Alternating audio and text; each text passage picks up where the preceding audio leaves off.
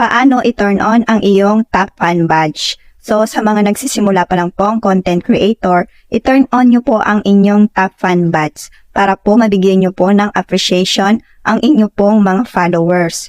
Bago ang lahat, ano nga po ba ang top fan badge or ang fan engagement? Sa pamamagitan po ng top badge na yan, dito nyo po makikita yung mga followers nyo na laging nakasuporta sa inyo at laging updated sa mga content mo. Makikita nyo po ang sign na ganito kapag ang isa sa mga followers mo ay isa sa mga top fan mo. So, alimbawa po, ito yung sign na ibig sabihin na top fan mo ang isa sa mga followers mo. So, paano nga po ba natin ito turn on? Tara, let's start. Punta lamang po kayo sa inyong main profile. I-click nyo lamang po ang See Dashboard. Hanapin nyo po sa baba yung fan engagement. So, basta